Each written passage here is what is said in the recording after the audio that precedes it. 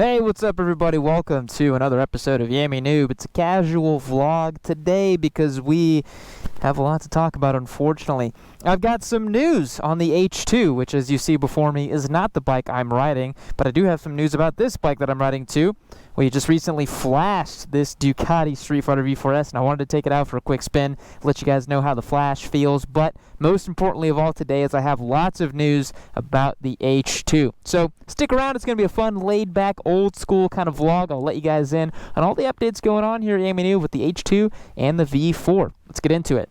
Alright folks, so I'm going to start the video off talking about the Ducati. If you want to hear about the H2, I'll put a little marker in the chapter when I start talking about that later in the video. But let's go over this bike. So if you saw the video, we did the flash on this bike finally because it's got the SE Project exhaust.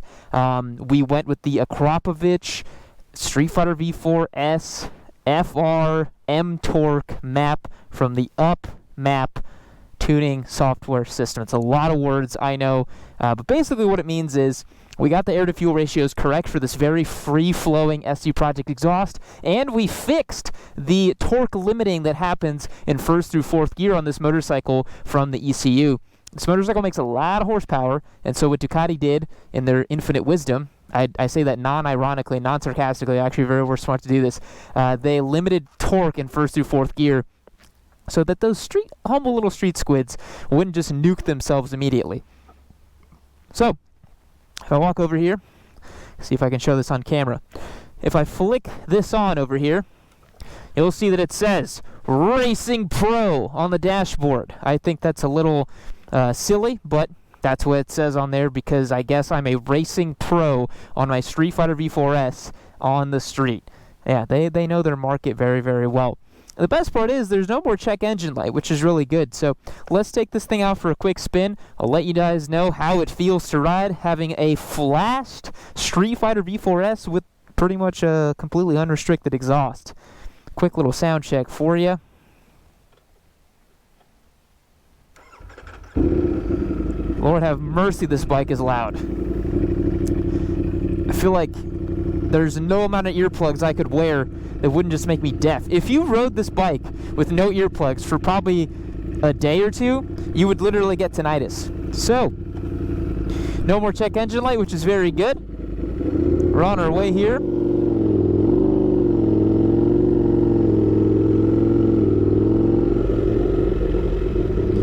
Now, one thing I did notice with this new flash is first gear is a little more snatchy. I gotta be honest, it was a little more dialed in and smooth with the original OEM map, but now with this flashed map, first gear's a little snatchy. It's really kind of go, go, go, you know? And right now I've got it in the sport mode.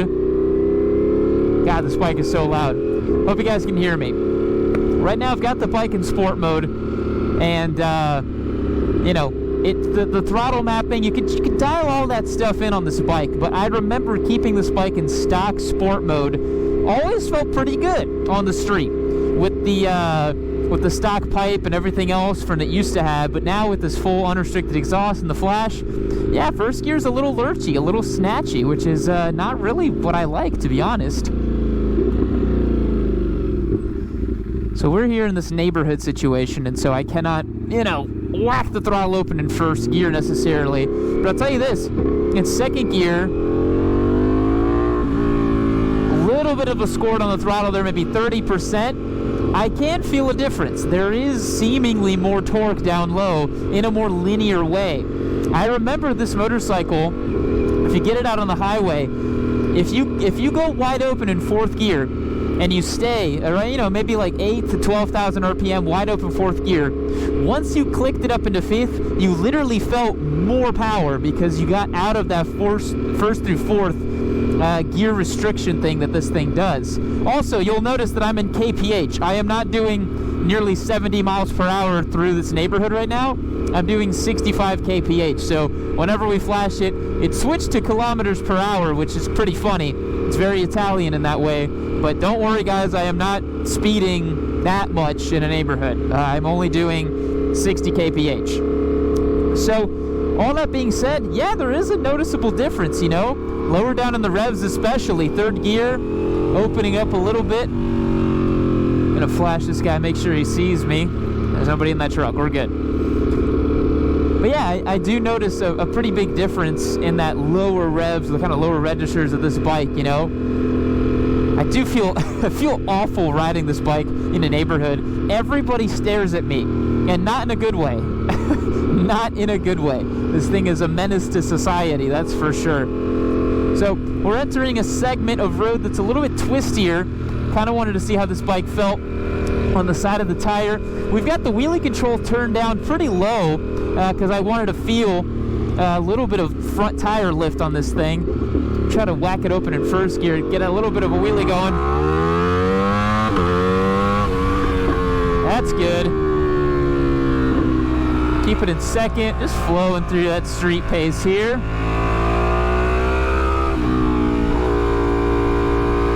Yeah, auto throttle feels about the same as it used to. That's a whole lot of juice, isn't it? That's so much more than anybody ever needs. But hey, excess is the spice of life sometimes, is it not?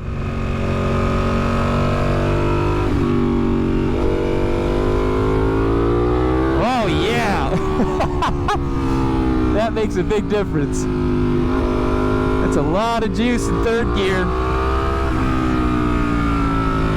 Oh, if I didn't mention, this is a giveaway bike, but you guys already knew that, right? Come on.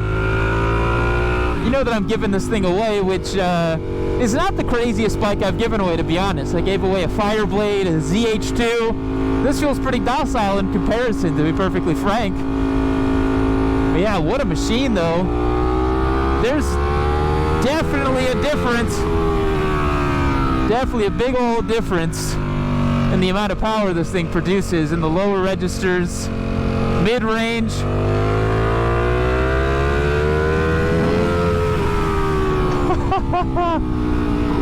That's fun, man. What a sound this thing makes. Literally sounds like a GP22 on the street. It's wild. But the most important part of doing the flash, oh yeah, we'll get it down in a second here, cruise through this section. Give us our maintenance throttle. I'm gonna go left to right here in just a moment. That's nice. Taking it nice and easy on the streets, man. This is great.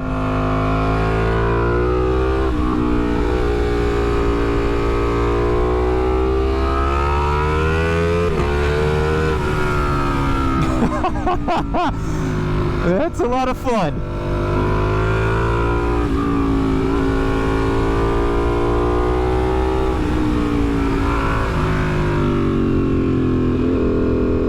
You mindful of that old man there?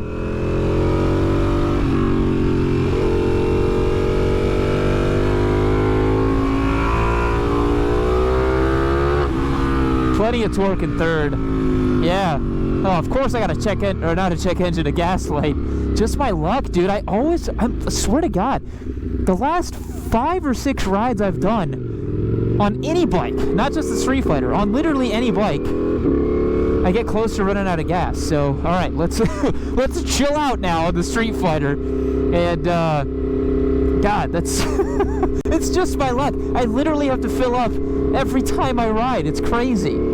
I don't even ride that much on the street, but it's like I just have this bad luck. I just the timing or whatever it is. I swear I at least once or twice a year I get stranded with the bike because I ran out of gas. I don't know what my luck is with that. I think it's just because I ride so many different bikes. I'm not on top mentally of what their current gas capacity is, you know? I wish I could crack it wide open here, but a little residential, can't really see over the crest of a hill. So, yeah, Streetfighter, I think the Flash is definitely Yammie approved. This is a fantastic experience, but you guys are all here for the H2, so if you skipped ahead in the video like a smart boy, and you now want to hear about what's going on with the H2, I will tell you right now. As I click up into fourth, flash that guy. So, the H2 is having a little bit of a situation. as I mentioned, we're taking it back to pump gas, okay? I'm tired of doing the E85 thing on this H2. It's super annoying. Yes, I know it's not going to make as much power. Yes, I know it's not going to have the fabled 300 plus horsepower. But guys, honest to God, I would rather ride the thing and enjoy the thing than to literally have it, you know, that I ride it once every quarter for like 40 miles and then that's it. I bought the bike to enjoy it and to ride it, so we're trying our best right now to just get it back to a reliable, easygoing, turnkey state. I'm just really tired of dealing with this bike and having it be where I can't ride it. I bought the thing so that I could show it on YouTube and to ride it and to enjoy it, and right now it is currently not doing that. So we are taking it back to the builder. The builder is about 3.5 hours east of where I live here in Austin. He lives in Porter, Texas. I don't know if he lives there, but that's where his shop is. So because of scheduling, he has a race that he has to go do. And I'll shout him out. His name is Boom's Tune, HQ out in Houston, or Porter, Texas, rather. Really cool guy. We talked on the phone a bunch. Really nice guy. Super helpful. And so we're taking it out there to him January 18th or 19th, I believe, that Thursday. And he's not going to be able to work on it until probably early February because he has a race he has to go to in Miami. He's prepping up for this Miami race, all that good stuff. And I can't get it out any earlier to him because I've got some traveling I'm doing here in the next 2 days. I'm going international to a very cool location that you guys will see on YouTube in 2 weeks' time. Super exotic, amazing location. I'm really excited about that trip, but this is the type of stuff where I get comments sometimes where people are like, what's taking so long? How could it possibly take a month and a half to get the H2 sorted? Well, guys, scheduling is a bitch, you know? Sometimes you have to line things up with people, and sometimes the schedules just simply don't really work out. And you have to wait on things. And I kind of feel like the people who ask why it's taking so long are younger, and they don't have much going on in their lives, and they just feel like it would be the first thing that they take care of and do. But I'm running a business. I got people I need to take care of and manage. I am, you know, trying to make sure we're producing content every day. We have a bunch of initiatives here at Yammie Noob. There's so much going on that sometimes the H2 does fall pretty low on the priority totem pole, I'm not going to lie.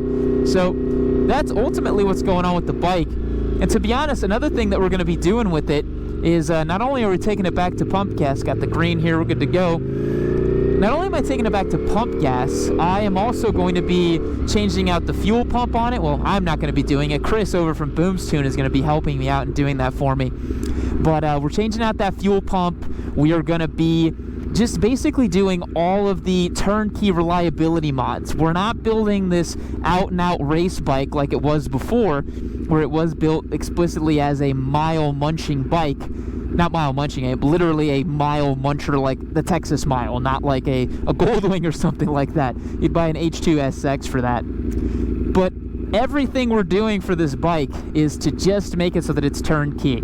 Guys, it's an H2. From the factory, they're pretty stinking fast. And so we're just going to pump up the boost a little bit, have some fun, and enjoy the bike. But the biggest thing we need to make sure is when we switch it back to pump gas, we need to make sure that we don't crank up the boost too much, because we'll actually run into the same problem that I would have had on my Turbo Hayabusa, in that you need to make sure that you don't pre-detonate.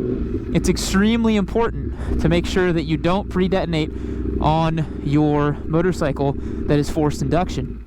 Because if you have a forced induction motorcycle, you're cranking up the boost, you're running pump gas. At a certain point, you don't have enough, I believe it's octane in the gas. And then when you don't have enough octane in the gas, you're just going to get to the point where, you know, you're pre-detonating and you're going to blow up engines and stuff. So I'm going to go get some gas really quick, and because I don't want y'all to see my credit card information, I will return momentarily. The exciting content you've come to know and love from me, getting gas. You can't always be doing, 200 miles per hour in an H2. Sometimes you just got to get gas. Because that's the other thing, man. That's all I want. I just want to join the 200 mile per hour club, and I want to do it on an H2. And there's so much other silly content I want to make with the bike. And it'll just be a bummer to have it just sitting there. Because you think about it from a business perspective, you drop 25 G's on a bike, you get to use it once a quarter. Pretty bad ROI, if you ask me. Pretty bad ROI on that bike, currently. But we will have fun with it. Some things you can't measure, you know? Best things in life are free. Also, the best things in life are boosted, that's for sure.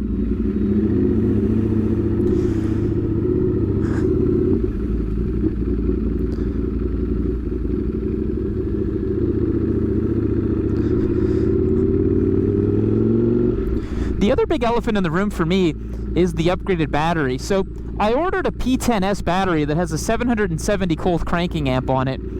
And the reason I got that battery is because currently the H2's fuel pump setup and everything else basically will just nuke a battery that's under those Colt cranking amps. So I had to buy this bigger battery. However, I believe that once we get the bike without that huge fuel pump and running pump gas and just a little bit more normal, so to speak, I don't think we'll really need that huge battery. We should be able to run a conventional lithium ion with the right Colt cranking amps on it. It should be just fine. But yeah, I'm really excited to get the bike all sorted. Woo-hoo-hoo! And you know, I'm a little spoiled, right? Because like, while I wait for my H2, I've got a Turbo Hayabusa and a V4 to keep me company here. It's really not so bad, you know? I've got my race bike, we got on-track stuff we're doing with the KTM, the RC390. So I feel pretty good, you know? Like, yeah, it's a bit annoying. I gotta go haul up the bike 3 hours away and 3 hours back, but man, that's just like part of my life now. I've just understood that doing this with so many motorcycles that have so many quirks and qualms, you just end up spending a lot of time in the truck with a trailer attached to the back and taking them someplace. That's just your life when you do this. And, you know, it's not the best thing in the world, but at the same time, I couldn't really ask for anything else. It's pretty fun doing what I do, but sometimes you do have to do the stinky parts, as I call them, and you got to go drive 3 hours and get a bike sorted or call somebody and do some research on a forum and all that good stuff, you know.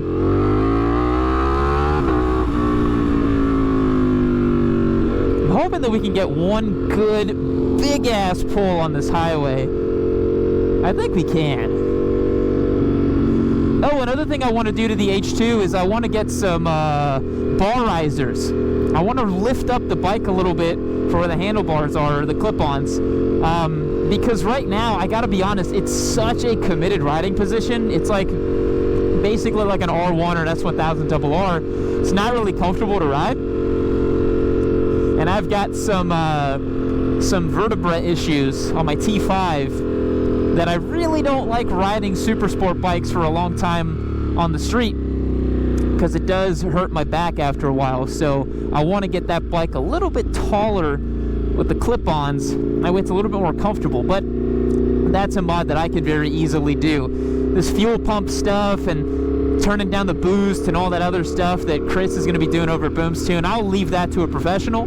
Clip-ons, I feel very confident that I can handle those. It won't be an issue at all.